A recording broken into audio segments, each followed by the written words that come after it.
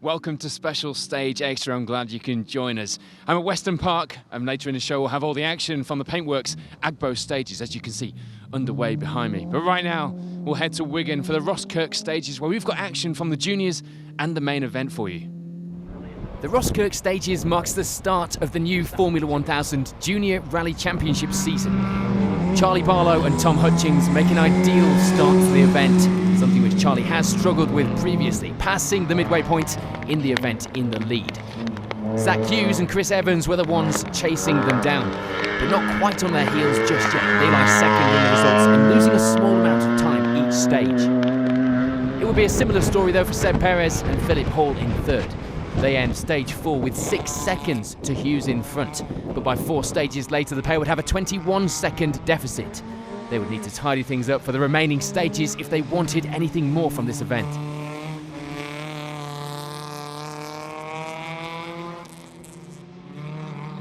Matthew Davies and Mark Crisp make a small move up the results in the middle stages. They start the day in 5th, climbing a place to 4th by the end of stage 8, just 9 seconds behind Perez. Ed Fossey and Sean Humphreys were another crew to gain a few places in the middle stages. They start the day in 7th, not helped with a spin on the opening stage on cold tyres. And they'd move up to 5th by the end of stage 8. Jersey-based Fossey making the 900-mile round trip to be here this weekend.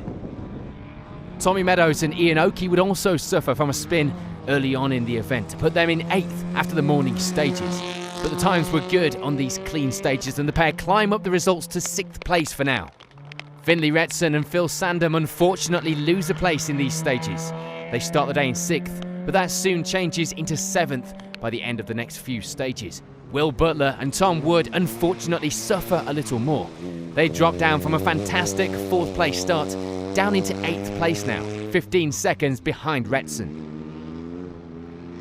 And for Conor O'Brien and Gareth Short, it would be a place gained. 10th to start the day and moving up to 9th after 8 stages. Ed Fossey's 900-mile round trip from Jersey showed some dedication. But for Umberto Occonero, competing on the championship this season meant flying in from Italy for each round. He and co-driver Rob Gillam start the day off with 13th place, moving in to round out the top 10 going into the final stages of the day. So after 8 stages of competition, the results for the juniors are looking like this.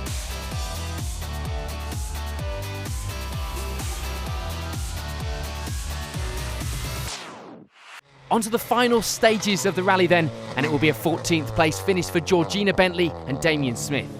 Kay Thompson and Martin Young have a steady run to finish the day in 13th after briefly holding 12th earlier in the rally. Tom Delaney and Joe Cressenden were not having the best of luck in the afternoon stages. They spinned the car on a couple of occasions, but luckily managed to escape with just time loss. No damage, they end the event in 12th. Tom Williams and Emma Morrison have a steady day getting used to the newly built car and set some promising times as well. They have a spin though and get stuck during the day, but an 11th place finish overall was good going. Jack Hartley and Martin Cressy meanwhile managed to gain some time in the final stages. They move up to round out our top 10. Not without its problems today, spinning the car as a number of others had too, but a 10th place finish on his first event was a great start to the season for Jack. Conor O'Brien and Gareth Short are unable to gain any more time in these stages. They remain in that 9th place that they ended the last loop in. And Umberto Occonero and Rob Gillam's trip here this weekend was met with an 8th place finish.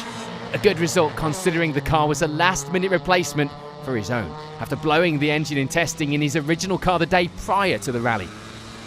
Will Butler and Tom Wood managed a place gained in the final stages to take home 7th place at round 1. Tommy Meadows and Ian Oakey meanwhile overcome the earlier loss of time with a spin and keep setting some good times through the day to finish the event in 6th place. Ed Fossey and Sean Humphreys make their trip here worthwhile as they take away 5th in the opening round. Ed, one of many to benefit from having previous champion and current works driver Chris Ingram along to give advice at this weekend's event. There wouldn't be much change at the top of the results, with Matthew Davies and Mark Crisp finishing the event in that 4th place that they took earlier in the day. A good result for the pair, just 1 minute off the leaders. For Seb Perez and Philip Hall, it would end up being a close finish. They finished the event in 3rd, but only just. The tie break on times mean they end the day on identical times to Davies, but win based on their performance in the opening stage. Zach Hughes and Chris Evans have a great weekend and a good start to the season as well, taking second place here at the first round. The pace was there all day, missing out by 30 seconds in the end. Which means that it's a win for Charlie Barlow and Tom Hutchins. A recent test obviously paying off for Charlie. The pair led the event from the start, but there were a handful of drivers this weekend looking capable of victory. So this season was looking competitive even at this first round. So at the end of the junior rally here at the Rosskirk stages, here's a reminder of the final results.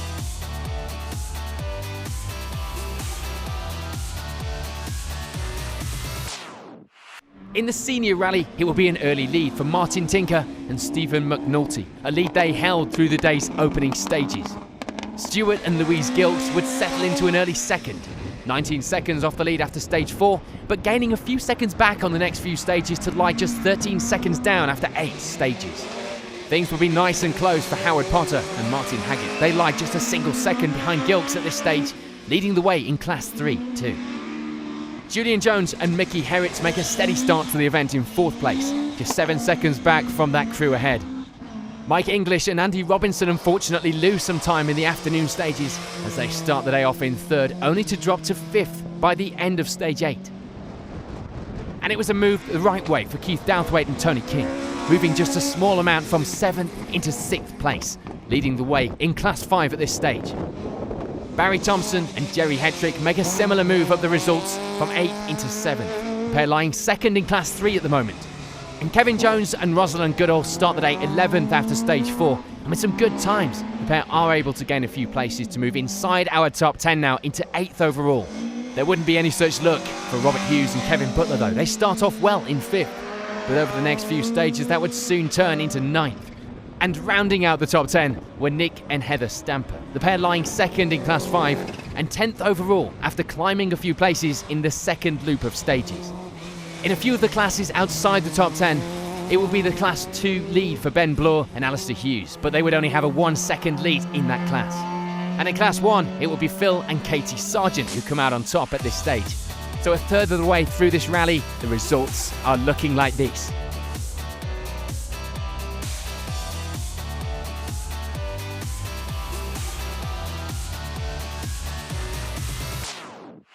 On to the final stages then, and it will be 38th overall for Anna Stevenson and Robert Ginn, the pair ending the event 3rd in Class 2.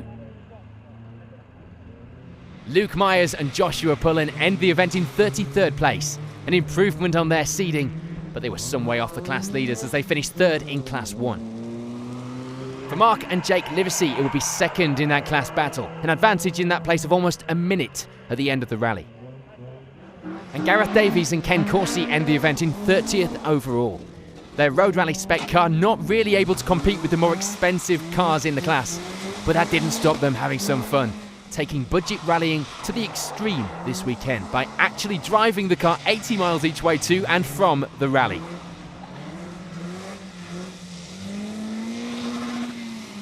Just a place above the BMW were Phil and Katie Sargent, the micro pair having a good run to take the Class 1 victory, a lead of almost 30 seconds at the end of the event. Dave Gatrix and Jordan Joins had a trouble-filled run this weekend, everything from a misfire to the driver's misuse of the handbrake. They eventually make it to the finish with 25th overall. In the Class 2 battle, it will be 2nd place for Steve and Dave Terry. The pair were close to the class lead all day and finished just 40 seconds down. Which means that it's a Class 2 victory for Ben Bloor and Alistair Hughes. They held off the competition this weekend to take the win and 21st overall. Alex and Katie Whelan get some reliability with the car this weekend. Despite some moments along the way, they end the event 5th in Class 3 and 19th overall. For Jeff McQuilling and Stephen Land, it will be 3rd in Class 3. They have a good run to take that position as well as 16th overall. And for Dale and Mark Carter, it will be 15th overall. The pair out in the new car this season and missing out on a top 10 finish with a few spins in the afternoon stages. The fight for Class 5 would be a close one, with John Darlington and Nigel Perkins coming out 3rd in that class, missing out on 2nd by only 7 seconds. And in that 2nd place were Nick and Heather Stamper, the pair holding off 3rd place Darlington and rounding out the top 10 overall as well. It will be 9th place for Mike Riley and Nick Goddard, 6th in Class 4.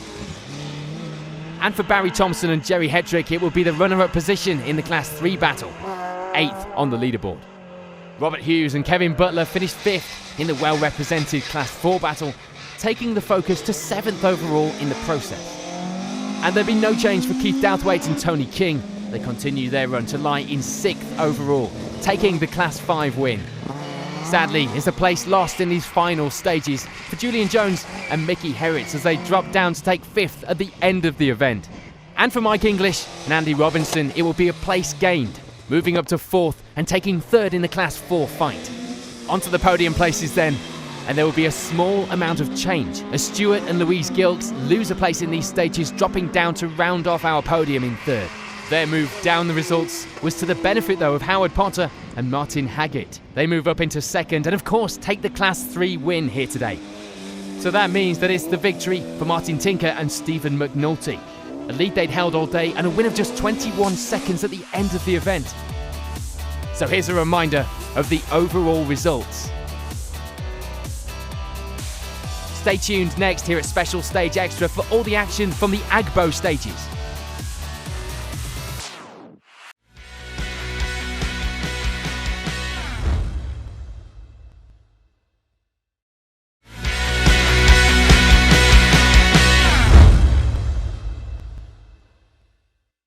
Right now on Special Stage Extra, it's time to get a bit nostalgic. Remember this place? Weston Park, last used in the 90s for, of course, the RAC Rally, and now it's used for the Paintworks Agbo stages. We're here for all the action. The stages are set. As you can see, a great entry lined up for you. Two-wheel drive cars only today. Let's head to the first loop of stages now. It would be an ideal start for Oliver and Ben Davies. The pair take an early 8-second lead of the event after stage 3. Oliver, that's some pace even into the finish there. Having a good day? Yeah, having a good day. Having a good day, very fast out there, as you can see by my brakes. Perfect conditions as well for a bit of fun. Conditions, definitely. Cheers.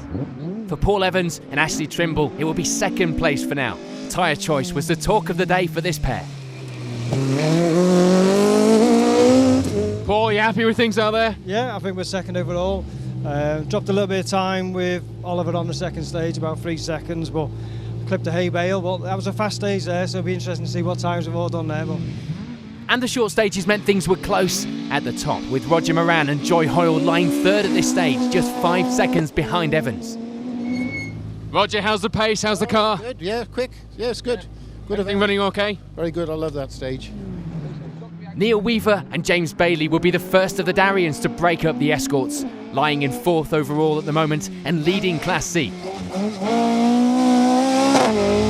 little bit of hay in the front grille means you're trying hard, does it? No, someone took the bale out and we had to go over the bale, so I thought I won't go around it. Other than that, are you trying hard? Yeah, it's all right. We're just a bit down on power, but we're having a good time, so it's just get to the finish, really. And get the Fantastic looking machine.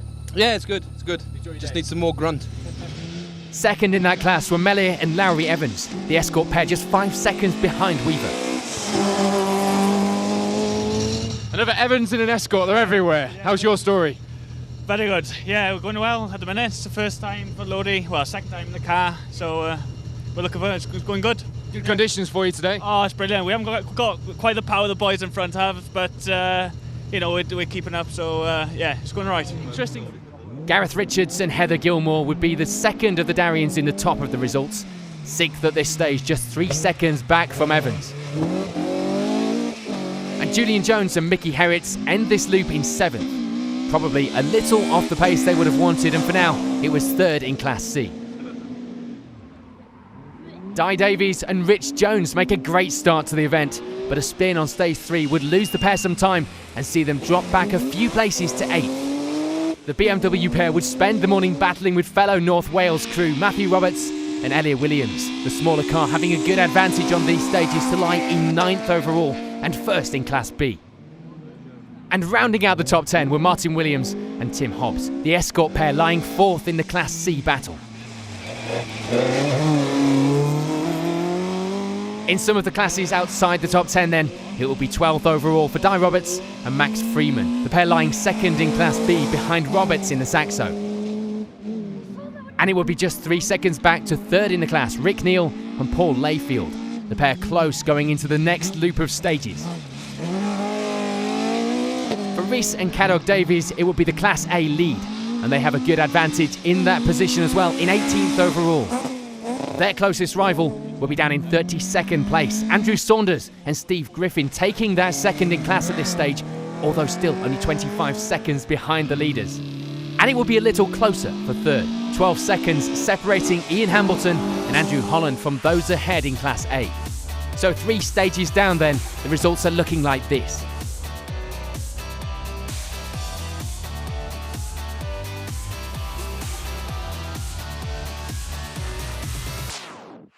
On to the next few stages then here at Weston Park, and no change in the lead for Oliver and Ben Davies, the previous winners extending that lead slightly to 10 seconds. And it would still be second for Paul Evans and Ashley Trimble. A stall on one of the hairpins was enough to lose a significant amount of any time already gained though.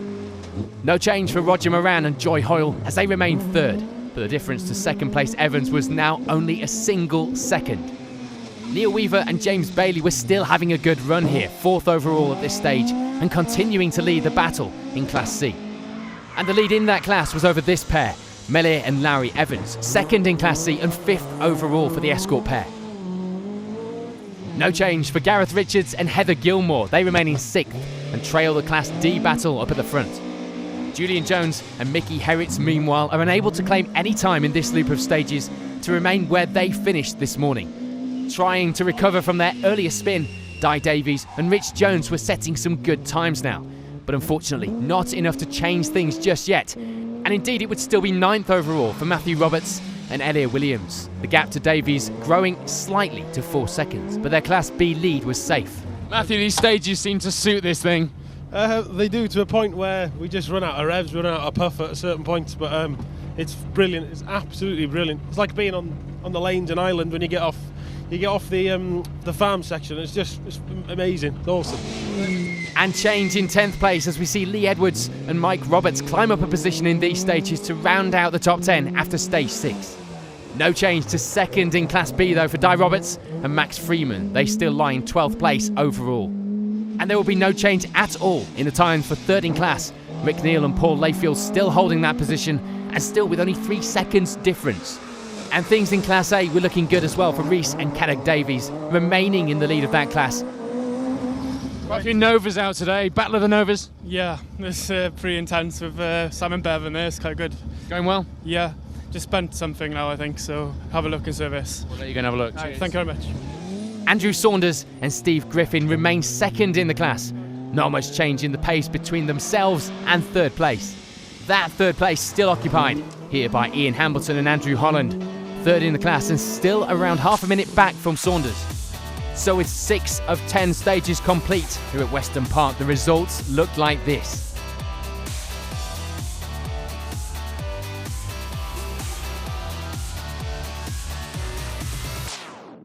On to the final stages of the rally then, and it will be an enjoyable weekend for Brandon Leonard and Chris Sheridan. The occasional outing for the pair going well as they finish the event in 62nd on the leaderboard. No change in the Class A battle for Ian Hambleton and Andrew Holland. They end the event in 40th overall and of course take 3rd in class. It will be a frustrating weekend for Barry Grant and Emir Hall, feeling the car was lacking in power compared to some of them in the class, and the dry stages were not providing the leveller that they could have done with. Andrew Saunders and Steve Griffin have a good clean run all weekend to take home 2nd in Class A. A good result for the pair in 31st overall. Steve North and John Pickervan spend the day getting used to the car, the stage times getting faster as the day went on, but a few mistakes along the way meant that 28th was the best that they could have hoped for this time round. Rhys and Cadog Davies get to the finish with the Class A lead that they'd held all day, well ahead in that class as the pair finish in 19th on the leaderboard. Unfortunately for Di Roberts and Max Freeman, they would lose their 2nd in class in these stages. Having held that all day, the pair eventually take 3rd in Class B after the final few miles. Roberts would be beaten to that 2nd place by this man, Rick Neal, with Paul Layfield alongside. The pair hadn't been more than a few seconds apart all day. These final stages see Lee Edwards slip from that 10th place, and David Wright and Steve Pugh move up to round out the top 10 now. Matthew Roberts and Elliot Williams are unable to gain any time in their Saxo. They reach the finish in 9th overall and of course take the Class B win. Di Davies and Rich Jones managed to avoid any further drama. The The pace increasing as well towards the end of the day. They take 8th overall, a great improvement on their seeding of 23rd. Unfortunately for Gareth Richards and Heather Gilmore, they would slip down a place in these stages, ending the event in 7th overall. But that would of course be good news for Julian Jones and Mickey Herritz. The pair gain a place to take 6th and also take 3rd in Class C. No change though for Melia and Nauri Evans, the pair taking 5th overall and 2nd in Class C in that fantastic looking Escort. Neil Weaver and James Bailey have a good steady run this weekend to take 4th. The times had started to get further apart towards the end of the rally, but the pace had certainly been good all day. Sadly for Paul Evans and Ashley Trimble, there will be a last minute change as they lose that 2nd place that they'd held all day, finishing the rally in 3rd. But that does mean that Roger Moran and Joy Hoyle just beat Evans to that 2nd place in the final stages of the rally. 3 seconds the difference at the close of the final stage, and it could have gone either way, as you've seen. But taking victory after leading all day were previous winners Oliver and Ben Davies, 5 times winners here at Weston Park. The battle was close though, the difference only 4 seconds as they crossed the finish line. Oliver, Ben, 10 stages just, and you come out on top. Great result.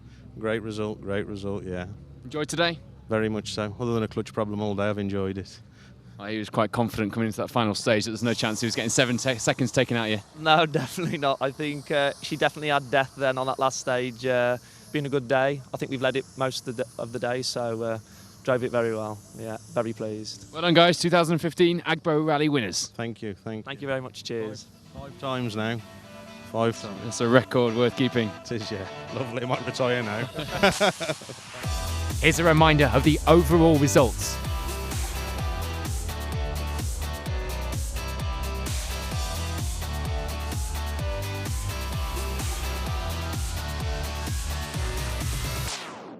There's a reason that this rally attracts maximum entries, 10 special stages, another split or a merge in sight, and of course back on a stately home venue that is reminiscent of the old RAC days. My first visit to the Agbo stages, I'll tell you what, I'll be back, and I'm sure a lot of the guys here today will be, particularly Oliver Davies, of course.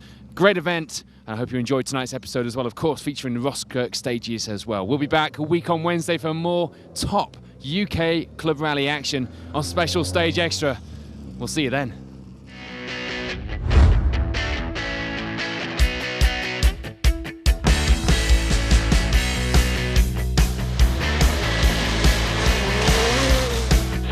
Five right flat in and 6 right continued over clear.